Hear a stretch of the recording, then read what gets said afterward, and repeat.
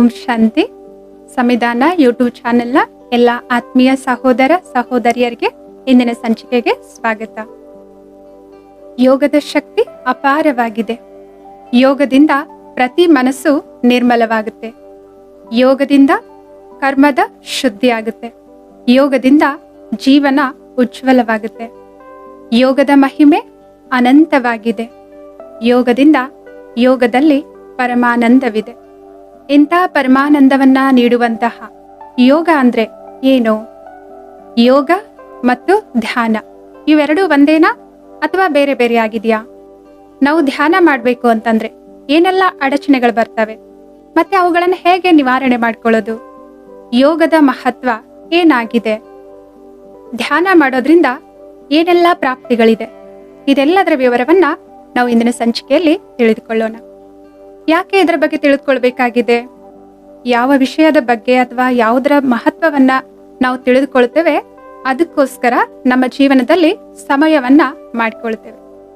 ಹೇಗೆ ಊಟ ಮಾಡೋದು, ನೀರು ಕುಡಿಯೋದಕ್ಕೆ ಅಥವಾ ಶುದ್ಧವಾದ ಗಾಳಿಯನ್ನ ಉಸಿರಾಡೋದಕ್ಕೆ ನಾವು ಸಮಯ ಮಾಡ್ಕೊಳ್ತೇವೆ. ಮತ್ತೆ ಅಲ್ಲಿ ಏನಾದ್ರೂ ಡಸ್ಟ್ ಇದೆ, ಅಲ್ಲಿ ಚೆನ್ನಾಗಿಲ್ಲ ಗಾಳಿ ಅಂತಂದ್ರೆ ಬೇರೆ ಕಡೆ ಹೋಗ್ತೇವೆ. ಇಲ್ಲ ಅಂತಂದ್ರೆ ಮಾಸ್ಕ್ ಹಾಕೊಳ್ತೇವೆ. ಯಾಕಂದ್ರೆ ಅದರ ಮಹತ್ವ ನಮ್ಗೆ ಗೊತ್ತಿದೆ. ನಾವೆಷ್ಟೇ ಜೀವನದಲ್ಲಿ ವ್ಯಸ್ತವಾಗಿದ್ರು ಕೂಡ ಊಟಕ್ಕೋಸ್ಕರ, ನೀರು ಕುಡಿಯೋದಕ್ಕಾಗಿ ಸಮಯವನ್ನ ತೆಗಿತೇವೆ. ಯಾಕಂದ್ರೆ ಅದರ ಮಹತ್ವ ಗೊತ್ತಿದೆ. ಸೊ ಅದಕ್ಕೋಸ್ಕರ ಯೋಗದ ಮಹತ್ವವನ್ನು ಅಥವಾ ಧ್ಯಾನ ಮಾಡೋದ್ರ ಮಹತ್ವವನ್ನು ತಿಳಿದುಕೊಂಡ್ವಿ ಅಂತಂದ್ರೆ ಅವಶ್ಯವಾಗಿ, ಬಹಳ ಸಹಜವಾಗಿ ಅದಕ್ಕೆ ನಾವು ಸಮಯವನ್ನ ತೆಗಿತೇವೆ. ಸೊ ಹೇಗೆ ನಾವು ದಿನಾಲೂ ಕೂಡ ಮೊಬೈಲ್ ಅನ್ನ ಯೂಸ್ ಮಾಡ್ತೇವೆ. ಸೊ ಯಾಕೆ ಮೊಬೈಲ್ ಅನ್ನ ಯೂಸ್ ಮಾಡ್ತೇವೆ? ತುಂಬಾ ಕೆಲಸಗಳಾಗ್ತವೆ ಅದರಿಂದ. ಮತ್ತೆ ಮೊಬೈಲ್ ಚಾರ್ಜ್ ಅನ್ನು ಕೂಡ ದಿನದಲ್ಲಿ ಎಷ್ಟೋ ಬಾರಿ ನೋಡ್ತೇವೆ, ಚಾರ್ಜ್ ಇದೆಯಾ ಇಲ್ವಾ ಅಂತ.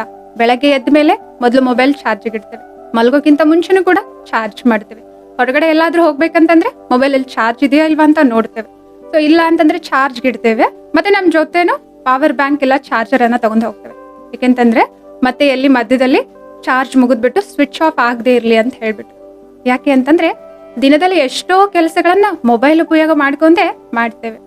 ಬಲೆ ಅದು ಎಲ್ಲಾದ್ರೂ ಹೋಗ್ಬೇಕಾದ್ರೆ ಆಟೋ ಬುಕ್ ಮಾಡೋ ಕೆಲ್ಸಕ್ಕಾದ್ರೂ ಆಗಿರ್ಬೋದು, ಅಥವಾ ಯಾರಿಗಾದ್ರೂ ಫೋನ್ ಮಾಡ್ಲಿಕ್ಕಾದ್ರೂ ಆಗಿರ್ಬೋದು, ಅಥವಾ ಆನ್ಲೈನ್ ಯಾವ್ದಾದ್ರು ಟ್ರಾನ್ಸಾಕ್ಷನ್ ಮಾಡ್ಲಿಕ್ಕಾದ್ರೂ ಆಗಿರ್ಬೋದು, ಅಥವಾ ಕರೆಂಟ್ ಬಿಲ್ಲು ಅಥವಾ ವಾಟರ್ ಬಿಲ್ಲು ಏನಕ್ಕಾದ್ರೂ ಆಗಿರ್ಬೋದು, ಅಥವಾ ಯಾವ್ದಾದ್ರು ಕ್ಲಾಸ್ ಅನ್ನ ಕೇಳೋದಕ್ಕಾದ್ರೂ ಆಗಿರ್ಬೋದು. ಸೊ ಅದಕ್ಕೋಸ್ಕರ ಇಲ್ಲಿ ಇದು ಎಲ್ಲಾ ಕೆಲಸಗಳಿಗಾಗಿ ನನಗೆ ಮೊಬೈಲ್ ಅವಶ್ಯಕವಾಗಿದೆ. ಅದರ ಚಾರ್ಜ್ ಇರೋದು ಕೂಡ ಬಹಳ ಮಹತ್ವಪೂರ್ಣ ಆಗಿದೆ. ಹಾಗೇನೆ ನಮ್ಮ ಒಳಗಡೆ ಒಂದು ಸೂಕ್ಷ್ಮವಾದ ಶಕ್ತಿ ಇದೆ, ಅದಕ್ಕೂ ಕೂಡ ಬ್ಯಾಟ್ರಿ ಇದೆ. ಸೊ ಅದು ನಮ್ಮ ಪ್ರತಿಯೊಂದು ಅಸೂಕ್ಷ್ಮವಾದ ಶಕ್ತಿ ನಮ್ಮ ಪ್ರತಿಯೊಂದು ಕೆಲಸದಲ್ಲಿ ಬಹಳನೇ ಇಂಪಾರ್ಟೆಂಟ್ ಆಗಿದೆ. ಅದು ಇಲ್ಲ ಅಂತಂದ್ರೆ ನಾವು ಯಾವ ಕೆಲಸನೂ ಮಾಡ್ಲಿಕ್ಕೆ ಸಾಧ್ಯ ಇಲ್ಲ. ಸೊ ನಾವ್ ಯಾವತ್ತಾದ್ರೂ ಆ ಸೂಕ್ಷ್ಮವಾದ ಶಕ್ತಿಯ ಬ್ಯಾಟ್ರಿ ಕಡೆಗೆ ಅಥವಾ ಚಾರ್ಜ್ ಕಡೆಗೆ ಗಮನ ಕೊಟ್ಟಿದೀವಾ? ಸೊ ಯಾವ್ದು ಸೂಕ್ಷ್ಮವಾದ ಶಕ್ತಿ? ಅದುವೇ ಮನಸ್ಸಾಗಿದೆ. ಮನಸ್ಸಿಲ್ದೆ ಯಾವ ವಿಚಾರನೂ ಮಾಡ್ಲಿಕ್ಕೆ ಸಾಧ್ಯ ಇಲ್ಲ. ಪ್ರತಿಯೊಂದು ಕಾರ್ಯ ಮಾಡ್ಬೇಕು ಅಂತಂದ್ರೆ ವಿಚಾರಗಳನ್ನ ಮಾಡ್ಬೇಕಾಗುತ್ತೆ. ಇಲ್ಲಿ ಹೋಗ್ಲಾ ಅಥವಾ ಬೇಡ್ವಾ, ಇದು ತೆಗೆದುಕೊಳ್ಳಾ ಅಥವಾ ತೆಗೆದುಕೊಳ್ಬಾರ್ದಾ, ಈ ತರ ವಿಚಾರಗಳನ್ನ ಮಾಡ್ತೇವೆ. ಪ್ರತಿಯೊಂದು ಕೆಲಸ ಮಾಡೋಕ್ಕಿಂತ ಮುಂಚೆ ವಿಚಾರ ಮಾಡ್ತೇವೆ. ಸೊ ಮನಸ್ಸೇ ಇಲ್ಲ ಅಂತಂದ್ರೆ ನಾವ್ ಯಾವ ಕಾರ್ಯ ಮಾಡ್ಲಿಕ್ಕೆ ಸಾಧ್ಯ ಇಲ್ಲ. ಸೊ ಅಂತ ಸಹಯೋಗ ನೀಡುವಂತ ಮನಸ್ಸಿನ ಬಗ್ಗೆ ನಾವ್ ಯಾವತ್ತಾದ್ರೂ ಗಮನ ಹರಿಸಿದೀವಾ? ಅದ್ರ ಬ್ಯಾಟ್ರಿ ಏನಾಗ್ತಿದೆ, ಅದ್ರ ಶಕ್ತಿ ಏನಾಗ್ತಿದೆ ಅಂತ ಹೇಳ್ಬಿಟ್ಟು. ಮನಸ್ಸಿಗೂ ಕೂಡ ಬ್ಯಾಟ್ರಿ ಇರುತ್ತಾ? ಅದನ್ನು ಕೂಡ ನಾವು ಚಾರ್ಜ್ ಮಾಡ್ಬೋದಾ? ಹೇಗ್ ಮಾಡೋದು ಚಾರ್ಜು? ಹೌದು, ಮನಸ್ಸಿಗೂ ಕೂಡ ಬ್ಯಾಟ್ರಿ ಇದೆ. ಅದೇ ಅದರ ಶಕ್ತಿ ಆಗಿದೆ.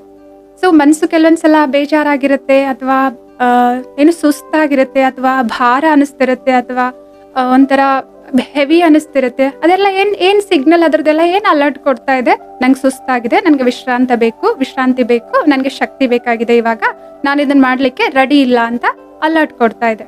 ಹೇಗೆ ಮೊಬೈಲ್ ಅಲ್ಲಿ ಕೂಡ ಚಾರ್ಜ್ ಕಡಿಮೆ ಆಗ್ತಾ ಇದೆ ಅಂದ್ರೆ ಅಲರ್ಟ್ ಬರುತ್ತಲ್ವಾ?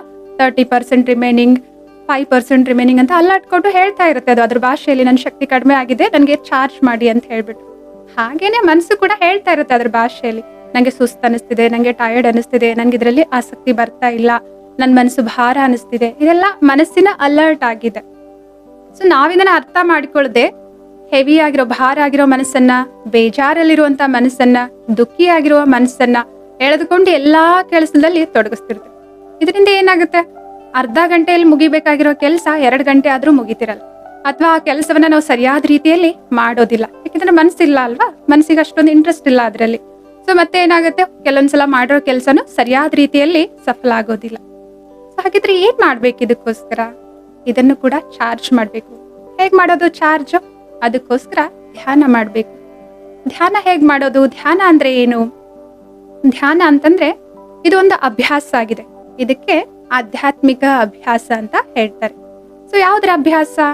ಈ ಶರೀರವನ್ನ ಆರೋಗ್ಯವಾಗಿಡುವಂತಹ, ಮನಸ್ಸನ್ನ ಹಗುರವಾಗಿಟ್ಕೊಳ್ಳುವಂತಹ, ಭಾವನಾತ್ಮಕ ಸ್ವಾಸ್ಥ್ಯವನ್ನ ಕಾಪಾಡಿಕೊಳ್ಳುವಂತಹ ಇದೊಂದು ಆಧ್ಯಾತ್ಮಿಕ ಅಭ್ಯಾಸಕ್ಕೆ ಧ್ಯಾನ ಅಂತ ಹೇಳ್ಬಿಟ್ಟು ಹೇಳ್ತಾರೆ. ಹೌದಾ? ಹಾಗಿದ್ರೆ ಯೋಗ ಅಂದ್ರೂ ಕೂಡ ಸೇಮ್ ಆಗಿದೆಯಾ ಅಥವಾ ಬೇರೆ ಆಗಿದೆಯಾ? ಯೋಗ ಅಂತಂದ್ರೆ ಇದು ಸಂಸ್ಕೃತ ಪದವಾದ ಯುಜ ಎಂಬ ಧಾತುವಿನಿಂದ ಬಂದಿದೆ. ಯುಜ ಅಂತಂದ್ರೆ ಸಂಪರ್ಕಿಸು, ಸಂಬಂಧ, ಜೋಡಿಸು, ಒಟ್ಟುಗೂಡಿಸು ಅಥವಾ ಸ್ಮರಣೆ ಮಾಡುವಂತ ಅರ್ಥ ಆಗುತ್ತೆ. ಸೊ ಹಾಗಿದ್ರೆ ಯೋಗ, ಧ್ಯಾನ ಅಂತಂದ್ರೆ ಸ್ವಲ್ಪ ಬೇರೆ ಬೇರೆ ಮೀನಿಂಗ್ ಅನ್ನ ಕೊಡ್ತಾ ಇದ್ದಾವೆ. ಯೋಗ ಅಂತಂದ್ರೆ ಸಂಪರ್ಕಿಸು ಅಥವಾ ಸಂಬಂಧವನ್ನ ಜೋಡಿಸುವಂತ ಅರ್ಥ. ಧ್ಯಾನ ಅಂತಂದ್ರೆ ಆಧ್ಯಾತ್ಮಿಕವಾದ ಒಂದು ಅಭ್ಯಾಸ. ಧ್ಯಾನ ಮಾಡ್ಬೇಕು ಅಂತಂದ್ರೆ ಇದಕ್ಕೆ ಇಂಗ್ಲಿಷ್ ಅಲ್ಲಿ ಮೆಡಿಟೇಷನ್ ಅಂತಾನೂ ಕರೀತಾರೆ. ಸೊ ಮೆಡಿಟೇಷನ್ ಮಾಡ್ಬೇಕಂದ್ರೆ ಏನ್ ಮಾಡ್ತೇವೆ? ಒಂದು ಶಾಂತವಾದ ಸ್ಥಳದಲ್ಲಿ ಕುಳಿತುಕೊಳ್ತೇವೆ. ಸೊ ಮನಸ್ಸನ್ನ ಏಕಾಗ್ರ ಮಾಡ್ತೇವೆ. ಮನಸ್ಸಿಗೆ ಕೆಲವೊಂದು ಸಂಕಲ್ಪಗಳನ್ನ ಕೊಡ್ತೇವೆ. ಸೊ ಮನಸ್ಸಿಗೆ ಹೇಳ್ತೇವೆ ಆ ಸಂಕಲ್ಪಗಳ ಸ್ಥಿತಿಯಲ್ಲಿ ಸ್ಥಿತ ಆಗು ಅಂತ ಹೇಳ್ಬಿಟ್ಟು. ಉದಾಹರಣೆಗೆ ನಮ್ಗೇನಾದ್ರೂ ಡಾಕ್ಟರ್ ಸ್ವಲ್ಪ ಸ್ಟ್ರೆಸ್ ಇಂದ ನಿಮ್ಗೆ ಆರೋಗ್ಯ ಏರುಪೇರು ಆಗ್ತಾ ಇದೆ, ನಿಮ್ ಸ್ಟ್ರೆಸ್ ನ ಕಡಿಮೆ ಮಾಡ್ಕೊಳ್ಳೋದಕ್ಕಾಗಿ ಮೆಡಿಟೇಷನ್ ಪ್ರಾಕ್ಟೀಸ್ ಮಾಡಿ ನಿಮ್ಮ ಆರೋಗ್ಯ ಸರಿ ಹೋಗುತ್ತೆ ಅಂತ ಹೇಳ್ತಾರೆ. ಸೊ ಆ ಸಂದರ್ಭದಲ್ಲಿ ಧ್ಯಾನದಲ್ಲಿ ನಾವೇನ್ ಸಂಕಲ್ಪ ಮಾಡ್ತೇವೆ? ಸೊ ನನ್ನ ಆರೋಗ್ಯ ಚೆನ್ನಾಗಿದೆ, ನನ್ನ ಮನಸ್ಸು ಬಹಳ ಹಗುರವಾಗಿದೆ, ಸ್ಥಿರವಾಗಿದೆ, ಶಕ್ತಿಶಾಲಿಯಾಗಿದೆ. ಕುತ್ಕೊಂಡ್ಬಿಟ್ಟು ಈ ತರ ಸಂಕಲ್ಪಗಳನ್ನ ನಾವು ಮನಸ್ಸಿಗೆ ಕೊಡ್ತೇವೆ, ಅದರ ಅಭ್ಯಾಸವನ್ನ ಮಾಡ್ತೇವೆ ಅಲ್ವಾ? ಸೊ ಈ ರೀತಿ ಧ್ಯಾನದ ಅಭ್ಯಾಸ ಮಾಡೋದ್ರಿಂದ ನಮ್ಮ ಮನಸ್ಸನ್ನ ನಾವೇನ್ ಮಾಡ್ಬೋದು? ತೀವ್ರವಾಗಿ ಏನಾದ್ರೂ ವಿಚಾರಗಳು ನಡೀತಾ ಇತ್ತು ಅಂತಂದ್ರೆ ಆ ವಿಚಾರದ ವೇಗವನ್ನ ಕಡಿಮೆ ಮಾಡ್ಕೋಬಹುದು, ಮನಸ್ಸನ್ನ ಶಾಂತಗೊಳಿಸ್ಬೋದು. ಸೊ ಯೋಗ ಮಾಡ್ಬೇಕು ಅಥವಾ ಧ್ಯಾನ ಮಾಡ್ಬೇಕು ಅಂತಂದ್ರೆ ಏನೇನೆಲ್ಲ ಅಡಚಣೆಗಳು ಬರ್ತವೆ? ಸೊ ಯೋಗ ಮಾಡ್ಬೇಕು ಅಥವಾ ಧ್ಯಾನ ಮಾಡ್ಬೇಕು ಅಂತ ಹೇಳಿ ಕುಳಿತುಕೊಂಡಿರ್ತೀವಲ್ವಾ, ಆ ಸಮಯದಲ್ಲಿ ಇಲ್ದೇ ಇರೋ ವಿಚಾರಗಳೆಲ್ಲ ಮನಸ್ಸಿಗೆ ಬರ್ತವೆ. ನಿನ್ನೆ ಆಗಿರೋದು, ಮೊನ್ನೆ ಆಗಿರೋ ಘಟನೆ ಬಗ್ಗೆ, ಅಥವಾ ಯಾರೋ ಏನೋ ಹೇಳಿರೋ ಘಟನೆ ಬಗ್ಗೆ, ಅಥವಾ ನಾವೇನಾದ್ರೂ ಕಣ್ಗಳನ್ನ ಮುಚ್ಕೊಂಡು ಯೋಗ ಮಾಡ್ತಾ ಇದ್ವಿ ಅಂತಂದ್ರೆ ಬೇರೆ ಬೇರೆದ ಬಣ್ಣಗಳೆಲ್ಲ ಕಾಣಿಸ್ಲಿಕ್ಕೆ ಶುರು ಆಗ್ತವೆ, ಅಥವಾ ಯಾವ್ದೋ ವಿಚಿತ್ರವಾದ ಆಕೃತಿ ಕಾಣಿಸ್ಲಿಕ್ಕೆ ಶುರು ಆಗುತ್ತೆ, ಅಥವಾ ಪ್ರಾಣಿ ಪಕ್ಷಿಗಳು ಕಾಣಿಸ್ಲಿಕ್ಕೆ ಶುರು ಆಗ್ತವೆ. ಸೊ ಆದ್ರೆ ನಾವು ಅಭ್ಯಾಸ ಮಾಡುವಂತಹ ರಾಜಯೋಗದ ಧ್ಯಾನದಲ್ಲಿ ನಾವು ಕಣ್ಗಳನ್ನ ಮುಚ್ಚಿಕೊಳ್ಳೋದಿಲ್ಲ. ಏನು ಓಪನ್ ಐ ಮೆಡಿಟೇಷನ್ ಅಂತ ಹೇಳ್ತಾರೆ. ಕಣ್ಣುಗಳನ್ನ ತೆರೆದ್ಬಿಟ್ಟು ನಾವು ಅಭ್ಯಾಸವನ್ನ ಮಾಡ್ತೇವೆ. ಅನೇಕ ಪ್ರಕಾರದ ಯೋಗಗಳಿದ್ದಾವೆ. ಹಠಯೋಗ, ಜ್ಞಾನ ಯೋಗ, ಕರ್ಮಯೋಗ, ಕುಂಡಲಿನಿ ಯೋಗ ಅಂತ ಈ ರೀತಿ ಅನೇಕ ಪ್ರಕಾರದ ಯೋಗಗಳಿದ್ದಾವೆ. ಆದ್ರೆ ಬ್ರಹ್ಮಕುಮಾರೀಸ್ ಅಲ್ಲಿ ನಾವು ರಾಜಯೋಗದ ಅಭ್ಯಾಸವನ್ನ ಮಾಡ್ತೇವೆ. ರಾಜಯೋಗ ಅಂತಂದ್ರೆ ಏನು? ಈ ಯೋಗವನ್ನ ಅಭ್ಯಾಸ ಮಾಡೋದ್ರಿಂದ, ಈ ಧ್ಯಾನವನ್ನ ಅಭ್ಯಾಸ ಮಾಡೋದ್ರಿಂದ ನಾವು ರಾಜ ಆಗ್ತೇವೆ. ರಾಜ ಅಂತಂದ್ರೆ ಆಡಳಿತಗಾರ, ಯೋಗ ಅಂತಂದ್ರೆ ಸಂಪರ್ಕಿಸೋದು. ಈ ಧ್ಯಾನದ ಅಭ್ಯಾಸ ಮಾಡ್ತಾ ನಾವು ನಮ್ಮ ಸತ್ಯವಾದ ಸ್ವರೂಪ ಇದೆ ಅಲ್ವಾ, ಅದರ ಜೊತೆ ಸಂಪರ್ಕ ಮಾಡಿ ನಾನು ಯಾರಾಗಿದ್ದೇನೆ ಈ ಶರೀರದಲ್ಲಿ ಅದನ್ನ ತಿಳಿದುಕೊಂಡು ನಾನು ಆತ್ಮ ಆಗಿದ್ದೇನೆ, ನನ್ನ ಗುಣ ಶಕ್ತಿಗಳನ್ನ ಅರ್ಥ ಮಾಡ್ಕೊಂಡು ಅವುಗಳ ಸ್ವರೂಪದಲ್ಲಿ ಸ್ಥಿತ ಆಗ್ತೇನೆ. ಅಂದ್ರೆ ಆತ್ಮದ ಗುಣಗಳೇನಿದಾವೆ, ಶಕ್ತಿಗಳೇನಿದಾವೆ, ಆ ಶಕ್ತಿಗಳ ಅನುಭವವನ್ನ ರಾಜಯೋಗ ಅಭ್ಯಾಸ ಮಾಡ್ತಾ ನಾನು ಅನುಭವ ಮಾಡ್ತೇನೆ. ಸೊ ಈ ರೀತಿ ರಾಜಯೋಗದ ಅಭ್ಯಾಸ ಮಾಡ್ತಾ ಈ ಕರ್ಮೇಂದ್ರಿಯಗಳ ಮೇಲೆ ನಿಯಂತ್ರಣ ಮಾಡುವಂತಹ ಮತ್ತು ಆಡಳಿತವನ್ನ ಮಾಡುವಂತಹ ಶಕ್ತಿಯನ್ನ ನಾನು ಜಾಗೃತಗೊಳಿಸ್ತೇನೆ ಮತ್ತು ಪ್ರಾಪ್ತಿ ಮಾಡಿಕೊಳ್ತೇನೆ. ಸೊ ಇನ್ನೂ ಒಂದು ಹೆಚ್ಚು ಮುಂದೆ ಹೋಗಿ ನಮ್ಮ ಮನಸ್ಸು ಬುದ್ಧಿಯನ್ನ ನಾವು ಆತ್ಮಗಳ ತಂದೆ ಆದಂತಹ ಪರಂಪಿತ ಪರಮಾತ್ಮನೊಂದಿಗೆ ಜೋಡಿಸಿ ಅವರಿಂದ ಅವರ ದಿವ್ಯ ಗುಣಗಳು ಶಕ್ತಿಗಳನ್ನ ನಮ್ಮಲ್ಲಿ ತುಂಬಿಸ್ಕೊಳ್ತಾ ನಮ್ಮಲ್ಲಿ ಧಾರಣೆ ಮಾಡ್ಕೊಂಡು ನಾವು ಕೂಡ ಏನಾಗ್ತೇವೆ, ನಮ್ಮ ಶಕ್ತಿಗಳನ್ನ ಗುಣಗಳನ್ನ ವೃದ್ಧಿ ಮಾಡ್ಕೊಳ್ತೇವೆ. ಸೊ ಈ ರೀತಿ ರಾಜಯೋಗ ಧ್ಯಾನದ ಅಭ್ಯಾಸವನ್ನ ಮಾಡ್ತೇವೆ. ಸೊ ಈ ಧ್ಯಾನವನ್ನ ಅಭ್ಯಾಸ ಮಾಡ್ಬೇಕಾದ್ರೆ ನಾವು ಕಣ್ಗಳನ್ನ ಓಪನ್ ಆಗಿ ಇಟ್ಕೊಂಡು ಮಾಡೋದ್ರಿಂದ ಏನು ಕಣ್ಣು ಮುಚ್ಚಿದಾಗ ಬಣ್ಣ ಬಣ್ಣದ ಕಲರ್ಗಳೆಲ್ಲ ಕಾಣಿಸ್ತಿರ್ತವೆ, ಅಥವಾ ಆಕೃತಿಗಳು ಕಾಣಿಸ್ತಿರ್ತವೆ, ಆ ಪ್ರಾಣಿ ಪಕ್ಷಿಗಳು ಕಾಣಿಸ್ತಿರ್ತವಲ್ಲ, ಆ ಸಮಸ್ಯೆಯಿಂದ ನಾವು ಮುಕ್ತರಾಗಬಹುದು. ಮತ್ತೆ ಇದನ್ನ ಈ ವಯಸ್ಸದವರೇ ಮಾಡ್ಬೇಕು ಅಂತ ಯಾವುದೇ ವಯಸ್ಸಿನ ಮಿತಿ ಇಲ್ಲ. ಚಿಕ್ಕವರಿಂದ ಹಿಡಿದು ವೃದ್ಧ ಹಿರಿಯರವರೆಗೂ ಕೂಡ ಈ ರಾಜಯೋಗದ ಅಭ್ಯಾಸವನ್ನ ಯಾರು ಬೇಕಾದ್ರೂ ಮಾಡ್ಬೋದು. ಮತ್ತೆ ರಾಜಯೋಗದ ಅಭ್ಯಾಸ ಮಾಡ್ಬೇಕಂತಂದ್ರೆ ಇದೇ ಆಸನದಲ್ಲಿ ಕುತ್ಕೊಳ್ಬೇಕು, ಅಥವಾ ಇದೇ ಸ್ಥಳದಲ್ಲಿ ಕುತ್ಕೊಂಡ್ ಮಾಡ್ಬೇಕು, ಇದೇ ರೀತಿ ಯಾವ್ದಾದ್ರು ಮಂತ್ರ ಅಥವಾ ಇದನ್ನ ಉಚ್ಚಾರಣೆ ಮಾಡ್ತಾ ಮಾಡ್ಬೇಕು, ಆ ರೀತಿ ಯಾವುದೇ ಷರತ್ತುಗಳು ಅಥವಾ ಕಂಡೀಷನ್ಸ್ ಇಲ್ಲಿ ಇಲ್ಲ. ನೀವು ಎಲ್ಲಾದ್ರೂ ಸರಿ, ಯಾವ ಸ್ಥಳದಲ್ಲಾದ್ರೂ ಸರಿ, ನಿಮ್ಗೆ ಹೇಗೆ ಆರಾಮ್ ಅನ್ಸುತ್ತೆ ಹಾಗೆ ಕುಳಿತುಕೊಂಡು ಈ ರಾಜಯೋಗದ ಅಭ್ಯಾಸವನ್ನ ನೀವು ಮಾಡಬಹುದಾಗಿದೆ. ಸೊ ಇದಕ್ಕೆ ಈ ರಾಜಯೋಗದ ಅಭ್ಯಾಸ ಮಾಡಬೇಕು ಅಂತಂದ್ರೆ ಅರ್ಧ ಗಂಟೆ ಸಮಯ ಬೇಕು ಅಥವಾ 1 ಗಂಟೆ ಸಮಯ ಬೇಕು. ಈ ರೀತಿ ಸಮಯದ ಅಭಾವನೂ ಕೂಡ ಇದಕ್ಕೆ ಯಾವುದೇ ಅನುವೇ ಆಗಲ್ಲ. ನೀವು 1 ನಿಮಿಷದಿಂದನೂ ಕೂಡ ಈ ರಾಜಯೋಗದ ಅಭ್ಯಾಸವನ್ನ ಮಾಡಬಹುದಾಗಿದೆ. ಹೇಗ್ ಮಾಡೋದಾಗಿದ್ರೆ ರಾಜಯೋಗದ ಅಭ್ಯಾಸ? ಸೊ ಯಾವುದೇ ಸ್ಥಳದಲ್ಲಿ ನೀವು ಕುತ್ಕೊಂಡು ಇವಾಗ ಕುತ್ಕೊಂಡ್ಬಿಟ್ಟು ನಿಮ್ಮ ಮನಸ್ಸಿನ ಮೇಲೆ ಅಥವಾ ನೀವು ಆತ್ಮದ ಮೇಲೆ ಗಮನವನ್ನ ಹರಿಸಿ, ನಾನು ಯಾರಾಗಿದ್ದೇನೆ? ಈ ಶರೀರದಲ್ಲಿ ಆತ್ಮ ಆಗಿದ್ದೇನೆ. ಸೊ ಆತ್ಮದಲ್ಲಿ 7 ದಿವ್ಯ ಗುಣಗಳಿದಾವೆ. ಸೊ ನಾನು ಶಾಂತ ಸ್ವರೂಪ ಆತ್ಮ ಆಗಿದ್ದೇನೆ. ಹೀಗೆ ನಿಮ್ಮ ಸತ್ಯ ಸ್ವರೂಪದ ಸ್ಮೃತಿಯನ್ನ ತಂದ್ಕೊಂಡು ಮನಸ್ಸಿಗೆ ಹೇಳಿ, ನೀನು ಆತ್ಮದ ಬಗ್ಗೆ ಯೋಚನೆ ಮಾಡು, ಆತ್ಮದ ದಿವ್ಯ ಗುಣಗಳ ಬಗ್ಗೆ ಯೋಚನೆ ಮಾಡು ಅಂತ ಹೇಳ್ಬಿಟ್ಟು, ಆಮೇಲೆ ಬುದ್ಧಿಗೆ ಏನ್ ಕೆಲಸ ಕೊಡ್ಬೇಕಾಗಿದೆ? ಇದರದ್ದು ವಿಶ್ವಲೈಸೇಷನ್ ಅಂದ್ರೆ ದೃಶ್ಯೀಕರಣ, ಚಿತ್ರವನ್ನ ತೋರಿಸು ಅಂತ ಹೇಳ್ಬಿಟ್ಟು ಮನಸ್ಸು ಬುದ್ಧಿಗೆ ನಾವು ಕೆಲಸವನ್ನ ಕೊಡ್ಬೇಕಾಗುತ್ತೆ. ಮನಸ್ಸು ಏನ್ ಮಾಡುತ್ತೆ? ವಿಚಾರಗಳನ್ನ ರಚನೆ ಮಾಡುತ್ತೆ. ಬುದ್ಧಿ ಆ ವಿಚಾರಗಳ ಚಿತ್ರೀಕರಣವನ್ನ ತೋರಿಸುತ್ತೆ. ಸೊ ನಾನು ಅದರ ಅನುಭವವನ್ನ ಮಾಡ್ತೇನೆ. ಸೊ ಈ ರೀತಿ ನೀವು ಸಂಕಲ್ಪಗಳನ್ನ ಕೊಡ್ತಾ ರಾಜಯೋಗದ ಅಭ್ಯಾಸವನ್ನ ಮಾಡಬಹುದಾಗಿದೆ. ಉದಾಹರಣೆಗೆ, ಸೊ ನನ್ಗೆ ಎಲ್ಲೋ ಒಂದ್ ಕಡೆ ಹೋಗ್ಬಿಟ್ಟು ಒಂದು ಪ್ರೆಸೆಂಟೇಶನ್ ಕೊಡ್ಬೇಕಾಗಿದೆ. ಆದ್ರೆ ನನ್ಗೆ ಭಯ, ಸ್ಟೇಜ್ ಫಿಯರ್ ಅಂತ ಹೇಳ್ತಾರಲ್ವಾ, ಒಂದು 100 ಜನ ಮುಂದೆ ಕುತ್ಕೊಂಡ್ರು ಅಂತಂದ್ರೆ ಮಾತಾಡ್ಲಿಕ್ಕೆ ಸ್ವಲ್ಪ ಭಯ ಆಗುತ್ತೆ, ತೊದಲ್ತೇನೆ ಅಥವಾ ಕೈಕಾಲು ನಡಗ್ಲಿಕ್ಕೆ ಶುರು ಆಗುತ್ತೆ ಅಥವಾ ಓದಿರೋದೆಲ್ಲ ಮರ್ತೋಗುತ್ತೆ. ಸೊ ಇದಕ್ಕೋಸ್ಕರ ಏನ್ ಮಾಡ್ಬೇಕಾಗುತ್ತೆ? ನಾನು ಸ್ವಲ್ಪ ಧ್ಯಾನ ಮಾಡ್ಬಿಟ್ಟು ಸೆಲ್ಫ್ ಕಾನ್ಫಿಡೆನ್ಸ್ ಅನ್ನ, ಆತ್ಮವಿಶ್ವಾಸವನ್ನ ನನ್ನಲ್ಲಿ ಜಾಗೃತ ಮಾಡ್ಕೋಬೇಕಾಗಿದೆ. ಸೊ ಅದಕ್ಕೆ ಏನ್ ಮಾಡ್ತೇನೆ? ಅವಾಗ ಧ್ಯಾನದಲ್ಲಿ ಕೂತ್ಕೊಳ್ತೇನೆ, ಮೆಡಿಟೇಷನ್ ಮಾಡ್ಲಿಕ್ಕೆ ಕೂತ್ಕೊಳ್ತೇನೆ. ಸೊ ಹೇಗೆ ಅಭ್ಯಾಸ ಮಾಡೋದು? ಈ ಸಂದರ್ಭದಲ್ಲಿ ವಿಶ್ವಲೈಸ್ ಮಾಡ್ಬೇಕು. ನಾನು ಯಾವ ಸ್ಥಳಕ್ಕೆ ಹೋಗ್ಬಿಟ್ಟು ಪ್ರೆಸೆಂಟೇಶನ್ ಕೊಡ್ಬೇಕಾಗಿದೆ ಅಥವಾ ಭಾಷಣ ಮಾಡ್ಬೇಕಾಗಿದೆ, ಆ ಸ್ಥಳದ ಬಗ್ಗೆ ನಾನು ಮೊದಲು ವಿಚಾರ ಮಾಡ್ಬೇಕು. ನಾನು ಇವಾಗ ಆ ಸ್ಥಳಕ್ಕೆ ಹೋಗ್ತಾ ಇದ್ದೇನೆ, ಅಲ್ಲಿ 100 ಜನ ನನ್ನ ಮುಂದ್ಗಡೆ ಆಡಿಯನ್ಸ್ ಕೂತ್ಕೊಂಡಿದ್ದಾರೆ. ಸೊ ನಾನು ಬಹಳ ಆತ್ಮವಿಶ್ವಾಸದಿಂದ ಆ ಸ್ಟೇಜ್ ಮೇಲೆ ಹೋಗಿದ್ದೇನೆ. ಮತ್ತೆ ನಾನು ಯಾವುದ್ರ ಬಗ್ಗೆ ಭಾಷಣ ಮಾಡ್ಬೇಕು ಅಥವಾ ಪ್ರೆಸೆಂಟೇಶನ್ ಕೊಡ್ಬೇಕು ಅಂದ್ಕೊಂಡಿದ್ದೀನಲ್ವಾ, ಅದರ ಬಗ್ಗೆ ನಾನು ಆಳವಾದ ಜ್ಞಾನವನ್ನ ಹೊಂದಿದ್ದೇನೆ. ನನ್ಗೆ ಆ ವಿಷಯದ ಬಗ್ಗೆ ಕಂಪ್ಲೀಟ್ ಆಗಿ ಸಂಪೂರ್ಣವಾಗಿ ಮಾಹಿತಿ ಇದೆ. ಮತ್ತೆ ನಾನು ನನ್ನ ವಿಷಯವನ್ನ ಪ್ರಾರಂಭ ಮಾಡ್ತಾ ಇದ್ದೇನೆ. ಬಹಳ ಚೆನ್ನಾಗಿ ಆ ಭಾಷಣ ಶುರು ಆಗ್ತಾ ಇದೆ. ಎಲ್ರು ಕೂಡ ಬಹಳ ಗಮನ ಕೊಟ್ಟು ನನ್ನ ಮಾತುಗಳನ್ನ ಕೇಳಿಸ್ಕೊಳ್ತಾ ಇದ್ದಾರೆ. ಮತ್ತೆ ಅವ್ರಿಗೆ ಎಲ್ಲೇ ಏನೇ ಪ್ರಶ್ನೆ ಬಂದ್ರು ಕೂಡ ಅವ್ರು ನನ್ನನ್ನ ನಿಲ್ಲಿಸ್ಬಿಟ್ಟು ಕೇಳ್ತಾ ಇದ್ದಾರೆ. ನಾನು ಕೂಡ ಅವ್ರಿಗೆ ಬಹಳ ಆತ್ಮವಿಶ್ವಾಸದಿಂದ ಕಾನ್ಫಿಡೆಂಟ್ ಆಗಿ ಉತ್ತರವನ್ನ ಹೇಳ್ತಾ ಇದ್ದೀನಿ. ಈ ರೀತಿ ಸೊ ಆ ಭಾಷಣ ಸಹಜವಾಗಿ ಮುಗಿತಾ ಇದೆ. ಮತ್ತೆ ಎಲ್ಲರೂ ಕೂಡ ಜೋರಾಗಿ ಚಪ್ಪಾಳೆಯನ್ನ ಹೊಡಿತಾ ಇದ್ದಾರೆ. ಮತ್ತೆ ನಾನು ಆ ಸೆಷನ್ ಅನ್ನ ಅಥವಾ ಪ್ರೆಸೆಂಟೇಶನ್ ಅನ್ನ ಸಫಲತಾಪೂರ್ವಕವಾಗಿ ಮುಕ್ತಾಯ ಮಾಡ್ತಾ ಇದ್ದೇನೆ. ಸೊ ಈ ರೀತಿ ನಾನು ಕುತ್ಕೊಂಡು ಅದ್ರ ಬಗ್ಗೆ ಯೋಚನೆ ಮಾಡ್ಬೇಕು, ಅದ್ರ ಬಗ್ಗೆ ವಿಶ್ವಲೈಸ್ ಮಾಡ್ಬೇಕು, ಅಂದ್ರೆ ಆ ದೃಶ್ಯವನ್ನ ನೋಡ್ಬೇಕು, ಅನುಭವ ಮಾಡ್ಬೇಕು, ಇವಾಗ್ಲೇ ಅದು ಆಗ್ತಾ ಇದೆ ಅಂತ ಹೇಳ್ಬಿಟ್ಟು. ಸೊ ಈ ರೀತಿ ನಾವು ಅಭ್ಯಾಸ ಮಾಡ್ತಾ ಇದ್ವಿ ಅಂತಂದ್ರೆ ನಿಜವಾಗ್ಲೂ ನಾನು ಭಾಷಣ ಮಾಡುವಂತ ಸಮಯ ಯಾವಾಗ ಬರುತ್ತಲ್ವಾ, ಅವಾಗ ಖಂಡಿತವಾಗೂ ಕೂಡ ನಾನು ಆತ್ಮವಿಶ್ವಾಸದಿಂದ ಆ ಭಾಷಣವನ್ನ, ಆ ಪ್ರೆಸೆಂಟೇಶನ್ ಅನ್ನ ಮಾಡ್ತೇನೆ. ಸೊ ಈ ರಾಜಯೋಗನ ಅಭ್ಯಾಸ ಮಾಡ್ಬೇಕು ಅಂತಂದ್ರೆ ಇನ್ನೊಂದೇನ್ ಚಾಲೆಂಜ್ ಬರುತ್ತೆ ಅಂತಂದ್ರೆ, ಮನಸ್ಸೇನು ಯೋಚನೆ ಮಾಡ್ತಾ ಇದೆ, ಬುದ್ಧಿನೂ ಚಿತ್ರೀಕರಣ ಮಾಡುತ್ತೆ. ಕೆಲವೊಂದ್ಸಲ ಈ ಮನಸ್ಸು ಬುದ್ಧಿ ಒಟ್ಟಿಗೆ ಕೆಲಸ ಮಾಡಲ್ಲ. ನನ್ ಮನಸ್ಸು ಒಂಥರ ವಿಚಾರ ಮಾಡ್ತಾ ಇದೆ, ಬುದ್ಧಿ ಇನ್ನೊಂದು ಚಿತ್ರ ತೋರಿಸ್ತಾ ಇರುತ್ತೆ. ಸೊ ಏಕಾಗ್ರ ಆಗ್ತಿರಲ್ಲ. ಸೊ ಅವಾಗ ಏನ್ ಮಾಡೋದು? ಈ ತರ ಸಮಸ್ಯೆ ಉಂಟಾದ್ರೆ ಏನ್ ಮಾಡೋದು?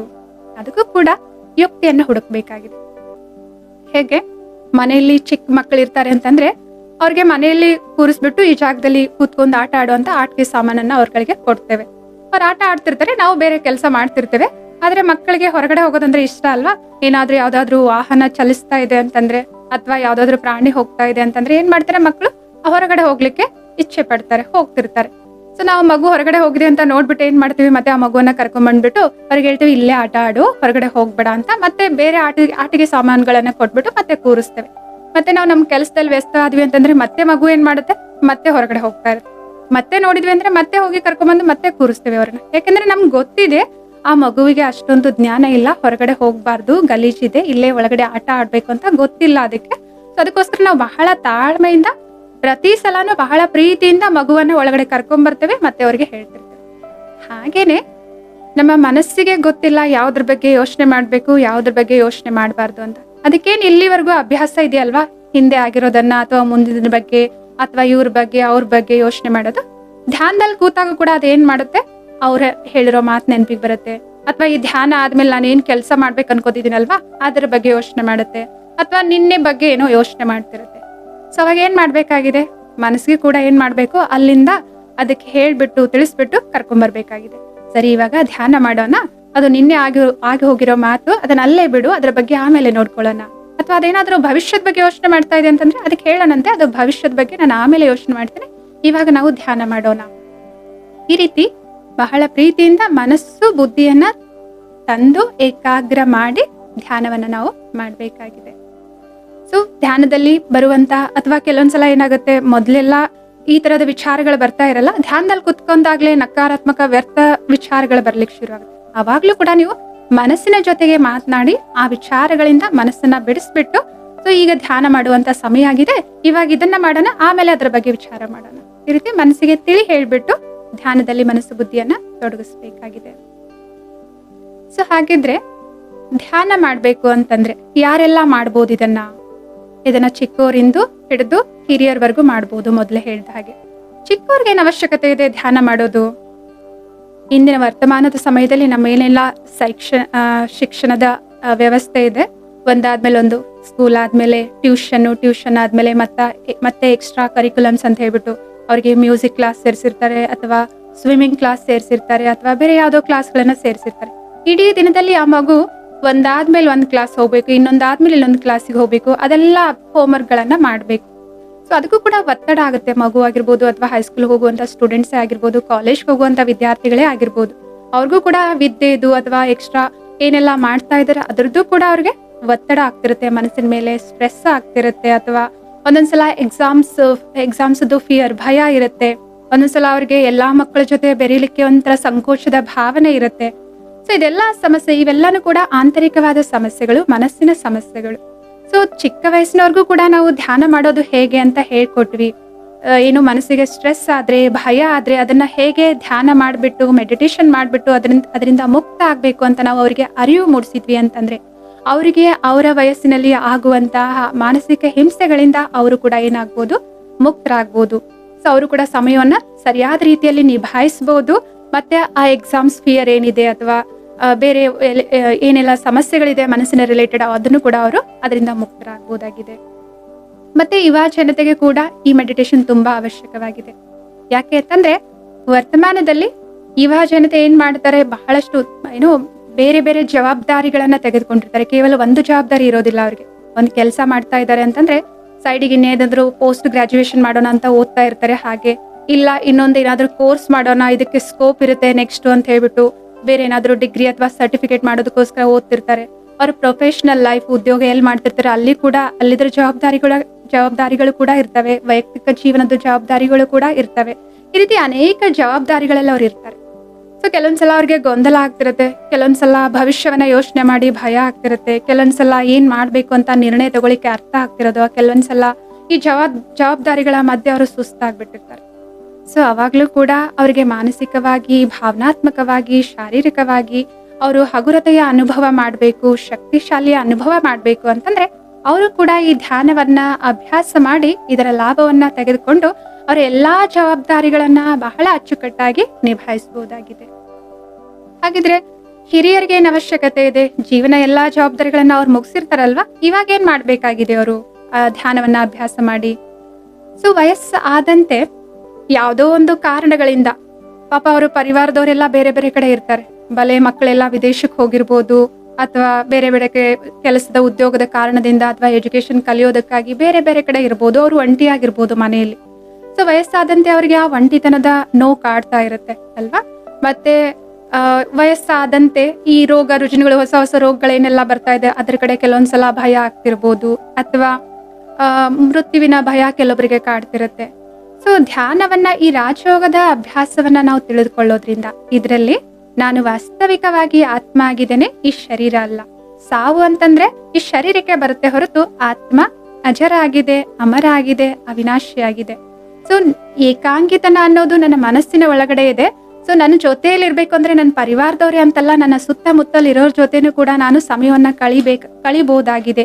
ಸೊ ಈ ಮನಸ್ಸಿನಲ್ಲಿ ಏನು ಇವರೇ ಬೇಕು, ಅವರೇ ಬೇಕು, ನನ್ನ ಜೊತೆ ಇವ್ರು ಯಾರು ಇಲ್ವಲ್ಲ ಅಂತ ಹೇಳ್ಬಿಟ್ಟು ಏನು ದುಃಖ ಆಗ್ತಿರತ್ತೆ, ಅದರಿಂದ ಅವರು ಹೊರಗಡೆ ಬಂದ್ಬಿಟ್ಟು ಎಲ್ಲರ ಜೊತೆ ಇದ್ದವ್ರ ಜೊತೆ ಬೆರೆತ್ಬಿಟ್ಟು ಸೊ ಅವರು ಕೂಡ ಆ ಏಕಾಂಗಿತನದ ನೋವಿನಿಂದ ಅಥವಾ ಏನೆಲ್ಲ ಭಯ ಇದೆ ವಯಸ್ಸಿನ ಅನುಸಾರ ಅವುಗಳಿಂದ ಕೂಡ ಅವರು ಮುಕ್ತರಾಗ್ಬೋದು.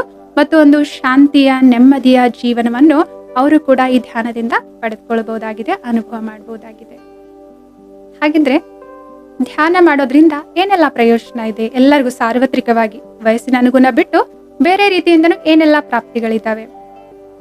ಧ್ಯಾನ ಮಾಡೋದ್ರಿಂದ ಮೊದಲು ನಮ್ಮ ಮನಸ್ಸಿನಲ್ಲಿ ಏನು ದ್ವಂದ್ವಗಳಿದಾವಲ್ವಾ, ಇದು ಮಾಡ್ಲಾ ಅಥವಾ ಇದು ಮಾಡ್ಲಾ, ಇದು ತಗೊಳ್ಳ ಅಥವಾ ಇದು ತಗೊಳ್ಳ, ಒಂದು ಕ್ಲಾರಿಟಿ ಇಲ್ಲ. ಯಾವಾಗ್ಲೂ ಮನಸ್ಸು ಎರಡರ ಮಧ್ಯೆ ಡ್ಯುಯಾಲಿಟಿ ಅಂತ ಹೇಳ್ತಾರೆ. ಸೊ ಅಂತ ಏನಾದ್ರೂ ಕನ್ಫ್ಯೂಷನ್ಸ್ ಇತ್ತು ಅಂತಂದ್ರೆ ಧ್ಯಾನ ಮಾಡೋದ್ರಿಂದ ಅಂತ ವಿಷಯಗಳಲ್ಲಿ ನನಗೆ ಏನ್ ಸಿಗುತ್ತೆ, ಕ್ಲಾರಿಟಿ ಸಿಗುತ್ತೆ, ಏನ್ ಮಾಡ್ಬೇಕು ಏನ್ ಬೇಡ ಅಂತ ಹೇಳ್ಬಿಟ್ಟು. ಮತ್ತೆ ಕೆಲವೊಂದ್ಸಲ ಓವರ್ ಥಿಂಕಿಂಗ್ ಅಂತ ಹೇಳ್ತಾರೆ, ಜಾಸ್ತಿ ವಿಚಾರ ಮಾಡೋದು, ಚಿಕ್ಕ ಚಿಕ್ಕ ವಿಷಯಗಳ ಬಗ್ಗೆನೂ ಸಿಕ್ಕಾಪಟ್ಟೆ ಸಮಯವನ್ನ ವ್ಯರ್ಥ ಮಾಡೋದು ವಿಚಾರ ಮಾಡೋದ್ರಲ್ಲಿ. ಸೊ ಅಂತ ಓವರ್ ಥಿಂಕಿಂಗ್ ನೇಚರ್ ಏನಾದ್ರೂ ಇದ್ರೆ, ದ್ವಂದ್ವ ಮನಸ್ಥಿತಿ ಏನಾದ್ರೂ ಇದ್ರೆ, ಮತ್ತು ಚಿಕ್ಕ ಪುಟ್ಟ ವಿಷಯಗಳ ಬಗ್ಗೆ ಕಿರಿಕಿರಿ ಆಗ್ತಾ ಇತ್ತು ಅಂತಂದ್ರೆ ಧ್ಯಾನ ಮಾಡೋದ್ರಿಂದ ಇದೆಲ್ಲದ್ರಿಂದ ನಾವು ಏನ್ ಮಾಡ್ಬೋದು, ಮುಕ್ತರಾಗಬಹುದಾಗಿದೆ. ಸೊ ಇದರಿಂದ ಏನಾಗುತ್ತೆ, ಮನಸ್ಸಿಗೆ ಬಹಳಷ್ಟು ವಿಶ್ರಾಂತಿ ಸಿಗುತ್ತೆ. ಇದರಲ್ಲಿ ಮನಸ್ಸು ವ್ಯಸ್ತವಾಗಿ ಟಯರ್ಡ್ ಏನೋ ಅವಿಶ್ರಾಂತ ಸ್ಥಿತಿ ಅನುಭವ ಮಾಡ್ತಾ ಇತ್ತಲ್ವಾ. ಸೊ ಯಾವಾಗ ವಿಚಾರ ಮಾಡೋದು ಸ್ವಲ್ಪ ಕಡಿಮೆ ಆಯ್ತು ಅಂತಂದ್ರೆ ಮನಸ್ಸಿಗೆ ವಿಶ್ರಾಂತಿಯ ಅನುಭವ ಸಿಗುತ್ತೆ.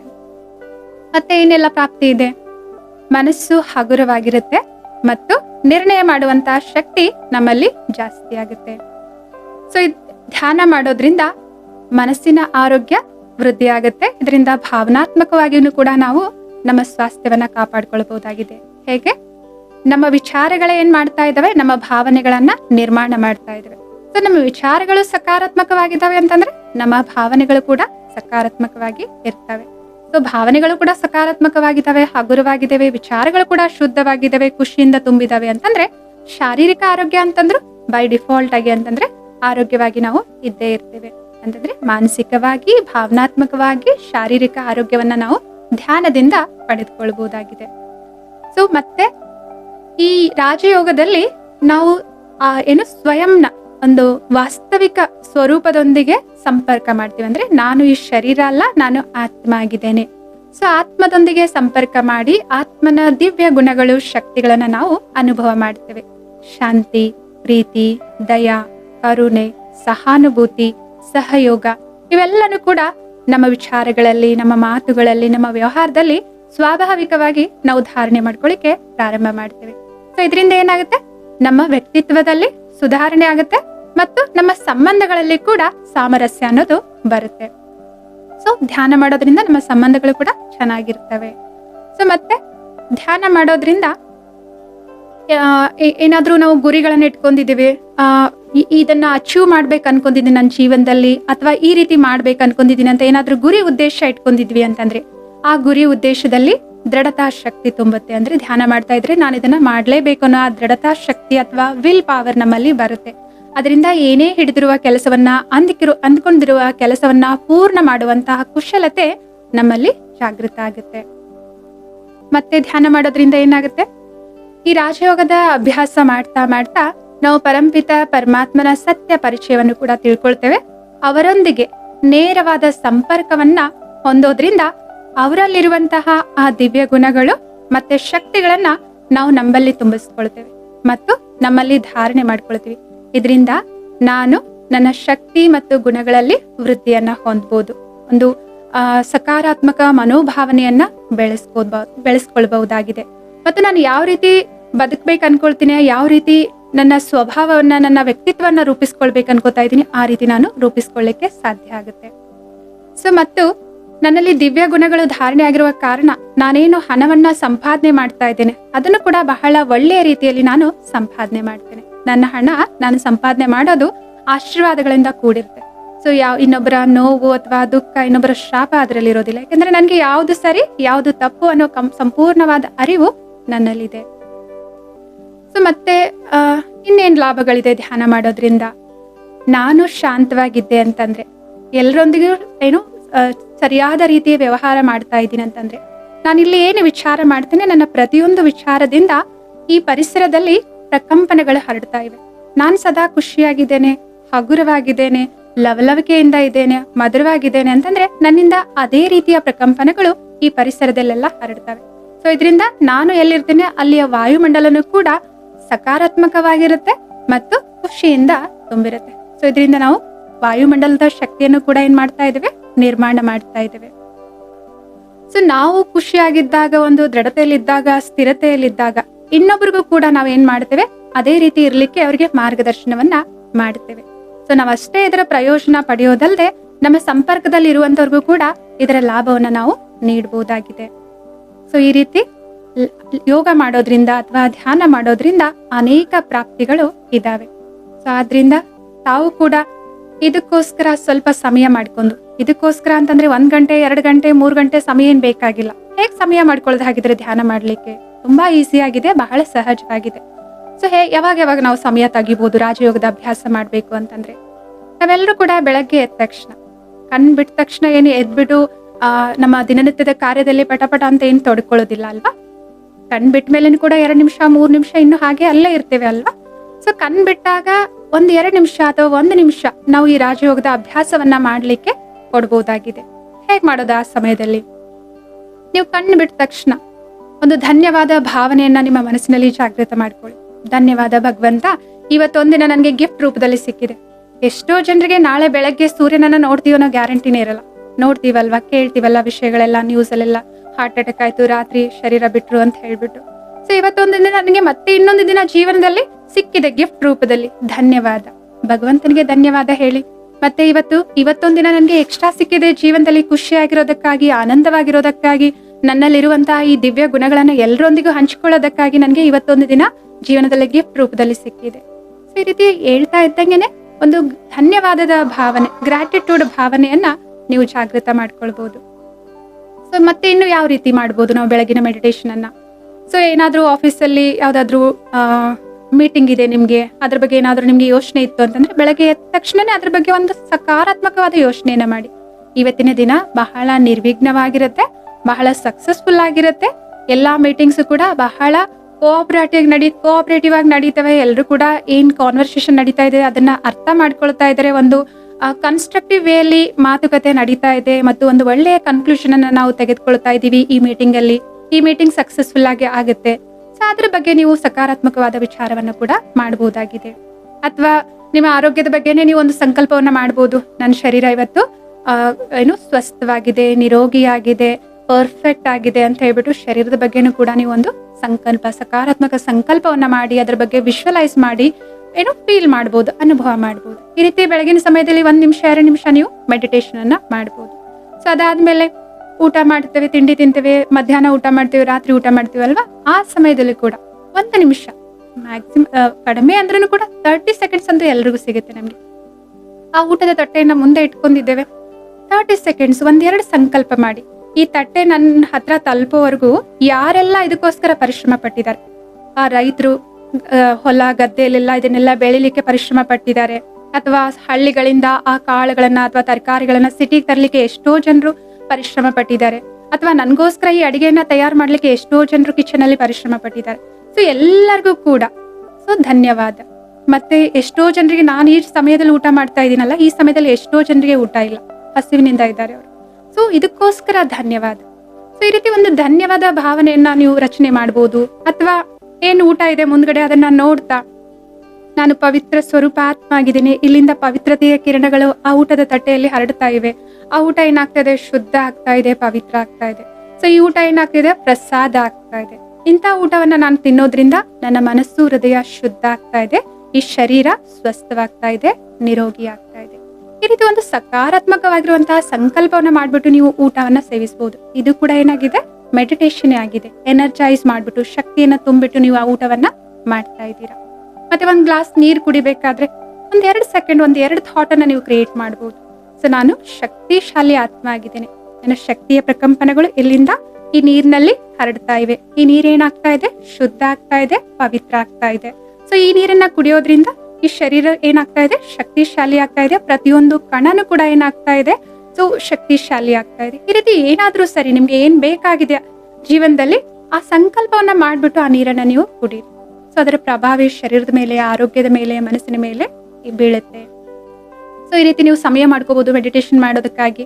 ಮತ್ತೆ ಮನೆಯಿಂದ ಆಫೀಸ್ಗೆ ಹೋಗ್ಬೇಕು ಅಥವಾ ಬೇರೆ ಕಡೆ ಹೋಗ್ಬೇಕಾದ್ರೆ ಅಲ್ಲಿ ಇಲ್ಲಿ ಟ್ರಾಫಿಕ್ ಸಿಗ್ನಲ್ಸ್ ಎಲ್ಲ ಇರ್ತವೆ, ಅಂತ 60 ಸೆಕೆಂಡ್ಸ್ ಆದ್ರೂ ಇರುತ್ತೆ, ಅಲ್ಲಿ ಸಮಯ ಇರುತ್ತೆ ಅಲ್ವಾ. ಅಲ್ಲಿ ಕೂಡ ನೀವು ಒಂದು ಸಕಾರಾತ್ಮಕವಾದ ಸಂಕಲ್ಪವನ್ನ ಮಾಡಬಹುದು. ನಾನು ಮೊದಲೇ ಹೇಳ್ದಾಗೆ ಈ ಮೆಡಿಟೇಷನ್ ಅನ್ನ ನಾವು ಕಣ್ಮುಚ್ಚಿ ಮಾಡೋದಿಲ್ಲ, ಕಣ್ಣನ್ನ ತೆರೆದ್ಬಿಟ್ಟೆ ಮಾಡ್ತೇವೆ. ಇಲ್ಲಿ ಇಂಪಾರ್ಟೆಂಟ್ ಮಹತ್ವಪೂರ್ಣವಾಗಿದ್ದು ಅಂತಂದ್ರೆ ನಮ್ಮ ಮನಸ್ಸು ಬುದ್ಧಿಯನ್ನ ನಾವು ಇದರಲ್ಲಿ ತೊಡಗಿಸ್ತೇವೆ. ಆ ಸಮಯದಲ್ಲಿ ಕೂಡ ನೀವು ಒಂದು ಸಕಾರಾತ್ಮಕ ಸಂಕಲ್ಪವನ್ನ ಮಾಡ್ಬಿಟ್ಟು ಆ ಪರಿಸರದಲ್ಲಿ ಏನ್ ಮಾಡ್ಬೋದು, ಆ ಪ್ರಕಂಪನಗಳನ್ನ ಹರಡಿಸ್ಬೋದು.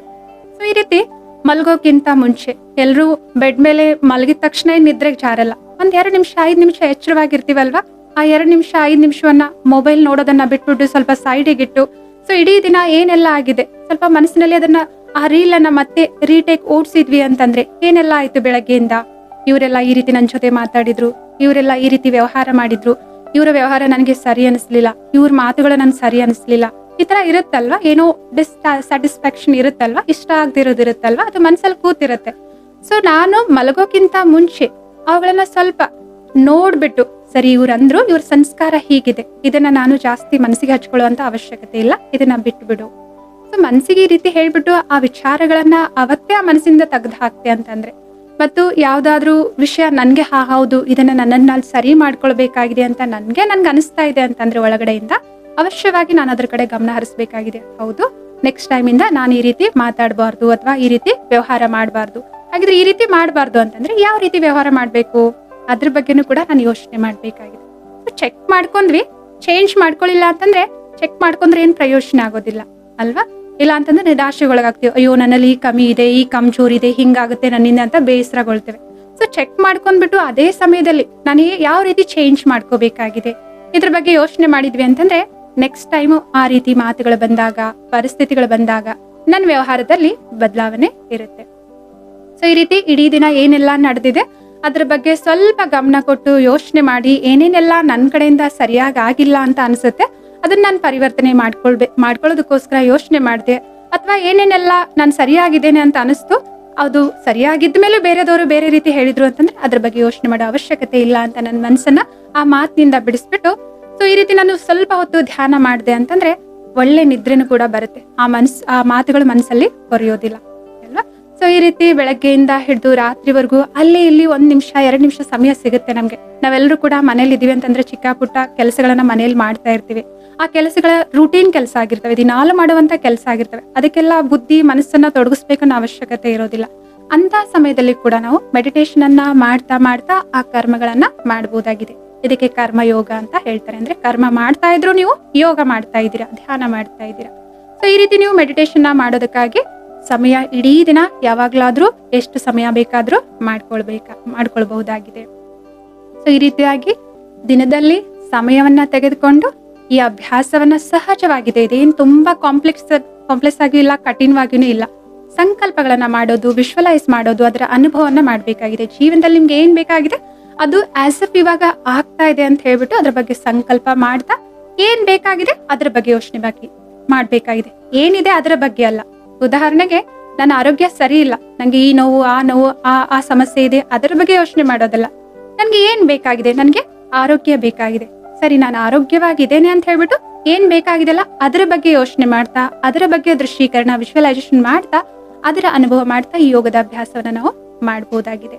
ಸೊ ಚಿಕ್ಕ ಮಕ್ಕಳಿಗೂ ಕೂಡ ಹೇಳ್ಕೊಡಿ, ಅವ್ರಿಗೂ ಕೂಡ ಸಹಾಯ ಮಾಡಿ ಧ್ಯಾನವನ್ನ ಹೇಳ್ಕೊಡ್ತಾ, ನಿಮ್ಮ ಸಂಪರ್ಕದಲ್ಲಿ ಯಾರೇ ಬಂದ್ರು ಮೊದಲು ನೀವು ಅಭ್ಯಾಸ ಮಾಡೋ ಅನುಭವ ಇತ್ತು ಅಂತಂದ್ರೆ ಇನ್ನೊಬ್ರಿಗೂ ಕೂಡ ಈ ಯೋಗವನ್ನ ನೀವು ಸಹಜವಾಗಿ ಕಲಿಸ್ಕೊಡ್ಬಹುದಾಗಿದೆ.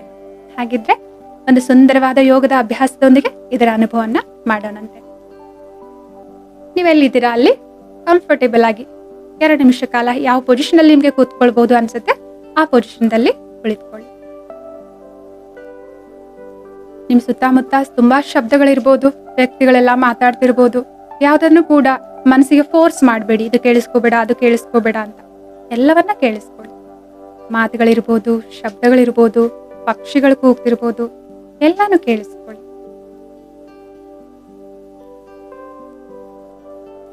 ಶರೀರವನ್ನ ಸಡಿಲವಾಗಿ ಬಿಡಿ, ರಿಲ್ಯಾಕ್ಸ್ ಆಗಿ ಕೂತ್ಕೊಳ್ಳಿ. ಭ್ರುಕುಟಿಯ ಮಧ್ಯಭಾಗದಲ್ಲಿ ನಿಮ್ಮ ಗಮನವನ್ನ ತಂದುಕೊಳ್ಳಿ. ಮುಖದಲ್ಲಿ ಒಂದು ಮುಗುಳ್ನಗೆ ಇರಲಿ. ಸ್ವಯಂನ ಸತ್ಯ ಸ್ವರೂಪವನ್ನ ಸ್ಮರಣೆ ಮಾಡಿಕೊಳ್ಳಿ. ನಾನು ಯಾರಾಗಿದ್ದೇನೆ ವಾಸ್ತವದಲ್ಲಿ? ಈ ಶರೀರ ಅಂತೂ ನಾನಲ್ಲ, ಈ ಮನಸ್ಸು ಕೂಡ ನಾನಲ್ಲ, ನಿರ್ಣಯ ಮಾಡುವಂತ ಈ ಬುದ್ಧಿನೂ ಕೂಡ ನಾನಲ್ಲ, ನೋಡುವಂತ ಈ ಕಣ್ಗಳು ನಾನಲ್ಲ. ಹಾಗಿದ್ರೆ ಯಾರು ನಾನು? ಈ ಎಲ್ಲವನ್ನ ಮಾಡಿಸುವಂತಹ, ಅಂದ್ರೆ ಕಣ್ಗಳಿಂದ ನೋಡುವಂತಹ, ಕಿವಿಗಳಿಂದ ಕೇಳಿಸಿಕೊಳ್ಳುವಂತಹ, ಬಾಯಿಯಿಂದ ಮಾತನಾಡುವಂತಹ, ಮನಸ್ಸಿಂದ ವಿಚಾರ ಮಾಡುವಂತಹ ಚೈತನ್ಯ ಶಕ್ತಿ ನಾನು ಆತ್ಮ ಆಗಿದ್ದೇನೆ. ನಾನು ಆತ್ಮ ಈ ಭ್ರುಕುಟಿಯ ಮಧ್ಯಭಾಗದಲ್ಲಿ ವಿರಾಜಮಾನ ಆಗಿದೆ. ನನ್ನಿಂದ ಪ್ರಾಣಶಕ್ತಿ ನಿರಂತರವಾಗಿ ಈ ಶರೀರದಲ್ಲಿ ಪ್ರವಾಹಿಸ್ತಾ ಇದೆ. ಶಾಂತ ಸ್ವರೂಪನಾಗಿದ್ದೇನೆ. ಶಾಂತಿ ನನ್ನ ಆತ್ಮನ ಸ್ವಧರ್ಮ ಆಗಿದೆ. ನನ್ನ ಆತ್ಮನಿಂದ ಶಾಂತಿಯ ಪ್ರಕಂಪನಗಳು ಈ ಪರಿಸರದಲ್ಲಿ 4 ಕಡೆ ಹರಡ್ತಾ ಇದೆ. ಈ ಶರೀರದ ಮಾಲೀಕ, ಈ ಶರೀರದ ಚಾಲಕ ನನ್ನ ಆತ್ಮನಾಗಿದೆ. ಎಲ್ಲಾ ಪರಿಸ್ಥಿತಿಗಳಲ್ಲಿ ಕೂಡ ಮರು ಉತ್ತರವನ್ನ ನೀಡುವಂತಹ, ಪರಿಸ್ಥಿತಿಗಳನ್ನ ಎದುರಿಸುವಂತಹ, ಪರಿಸ್ಥಿತಿಗಳ ಬಗ್ಗೆ ಯೋಚನೆ ಮಾಡುವಂತಹ ಶಕ್ತಿ ನಾನಾಗಿದೆ. ನನ್ನ ಆತ್ಮ ಮಾಸ್ಟರ್ ಸರ್ವಶಕ್ತಿವಂತ ಆಗಿದ್ದೇನೆ. ಎಲ್ಲಾ ಶಕ್ತಿಗಳು ನನ್ನಲ್ಲಿ ಅಡಗಿವೆ.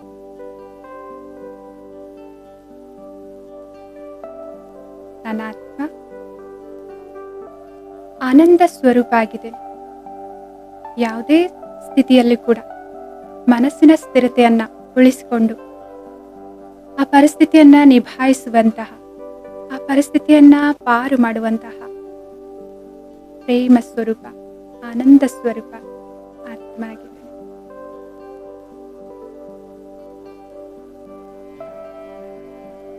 ದೃಢತಾ ಶಕ್ತಿಯನ್ನ,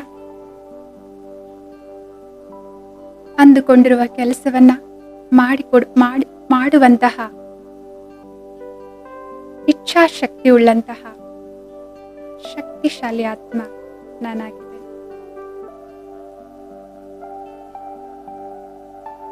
ರಚನಾತ್ಮಕ ವಿಚಾರಗಳನ್ನ ಕಾರ್ಯದಲ್ಲಿ ತೊಡಗಿಸುವಂತಹ, ಯಾವುದೇ ಪರಿಣಾಮವನ್ನ ಸ್ವೀಕಾರ ಮಾಡುವಂತಹ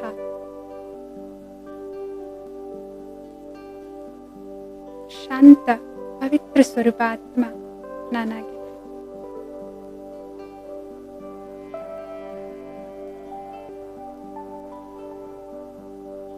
ಜೀವನದಲ್ಲಿ ಯಾವ ರೀತಿ ವ್ಯವಹಾರ ಮಾಡಬೇಕು, ಯಾವ ರೀತಿ ವಿಚಾರ ಮಾಡಬೇಕು, ಎಲ್ಲವನ್ನ ಆಯ್ಕೆ ಮಾಡಿಕೊಳ್ಳುವಂತಹ ಸ್ವತಂತ್ರ ಆತ್ಮ ನಾನಾಗಿದೆ.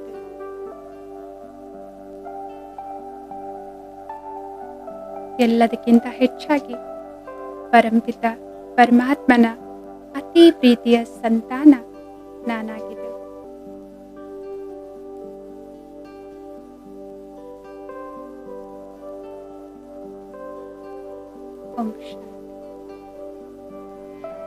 ಈ ರೀತಿ ನಿಮ್ಗೆ ಯಾವುದ್ರ ಬಗ್ಗೆ ಯೋಗ ಮಾಡಬೇಕಾಗಿದೆ, ಆ ಸಂಕಲ್ಪಗಳನ್ನ ನೀವು ರಚನೆ ಮಾಡಿ, ಆ ಸಮಯದಲ್ಲಿ ಯಾವ ಸಂಕಲ್ಪಗಳ ಅವಶ್ಯಕತೆ ಇದೆ ಆ ಸಂಕಲ್ಪಗಳನ್ನ ರಚನೆ ಮಾಡಿ, ಅದರ ವಿಶ್ವಲೈಸೇಷನ್ ಮಾಡಿ, ಅದರ ಲಾಭವನ್ನ ಪಡೆದುಕೊಳ್ಳಿ.